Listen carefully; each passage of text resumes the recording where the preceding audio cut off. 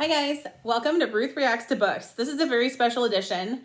I'm excited about this, but also I think people might not be very interested because it's not about a specific book, but I wanted to take some time and share how do I choose the books that I read, and I would love to hear how you guys choose the books that you read. When I was younger, I used to just read a book and then choose another book, but this is before the time of my favorite app, Goodreads, in which you could keep track of all the books that you wanted to read. When I was a kid, my mom always had lists, and I thought those lists were so annoying, and I would never make my own lists when I grew up, but little did I know I was going to totally actually turn out exactly like my mom.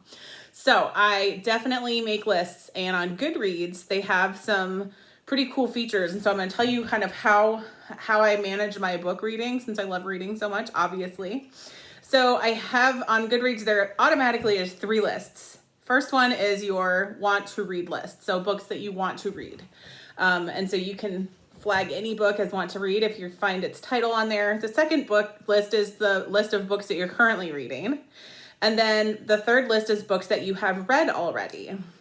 So those are the 3 automatic lists that anyone in Goodreads has, but then it allows you to make your own bookshelves. And so I have 3 additional shelves in addition to those 3. One is my nonfiction shelf. And so I always have a nonfiction book that I'm reading at the time. Right now, I'm reading Michelle Obama's biography, which funnily enough, my daughter saw this and was like, is that some kind of voodoo book about how you can become Michelle Obama? Which was really funny. So this is the nonfiction book that I'm reading right now.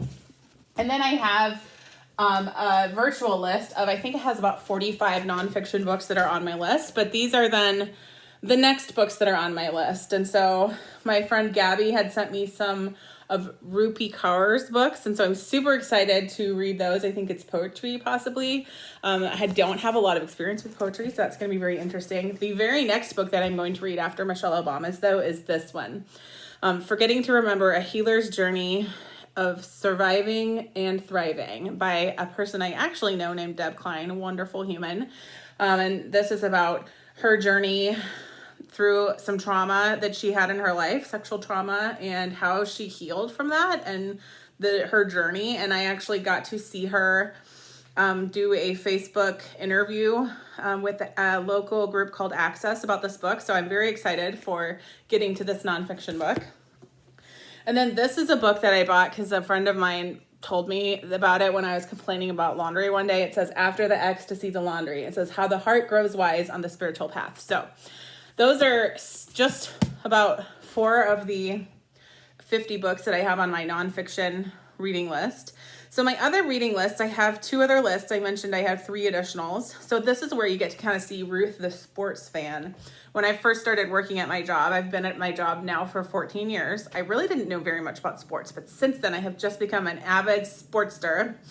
And so you may recognize this coming out in my other lists. And so what we have are 2 lists. One of them is called On Deck, and one of them is called In the Hole.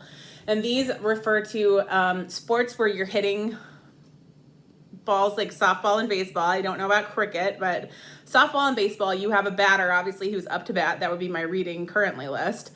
And then you have On Deck, meaning that's the next person up to bat. So that's the next books that I'm going to read. And then you have In the Hole, which is the very next books I'm going to read. Why do I need this, you ask me? Well, I have probably around 400 books on my to-read list, maybe 450 by now. And that's just overwhelming to me when I go to pick my next book. And so what I've done is I've shaved it down to, I have 25 books at a time that I read through. So 20 of the 25 are in a series, and then 5 of them are just standalone novels. And what happens with the series, when I get done with that one, so when I first start reading it, it's going to come off my On Deck list. And when I finish reading it, the next one in the series goes to my In the Hole list. And so right now I've just transitioned all 25 books over to my On Deck. And so I'm excited to sort of begin that next series. And I kind of got this idea from my friend Stacy.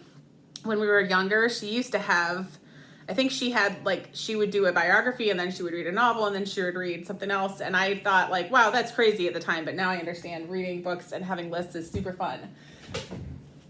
So these happen to be the ones that I own from the lists that I have. I don't obviously own all of the books, and so some of them I will have to go to the public library and rent.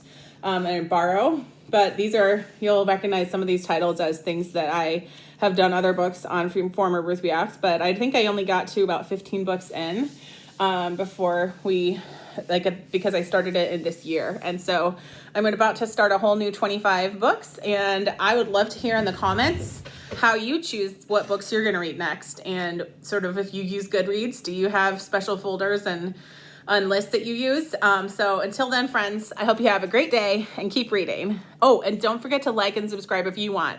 My kids told me that there's some people in the YouTube world that will say, if you don't subscribe, I'm going to send a tarantula to your bed, but I would never do that to you. So just subscribe only if you want to. Have a great day. Bye.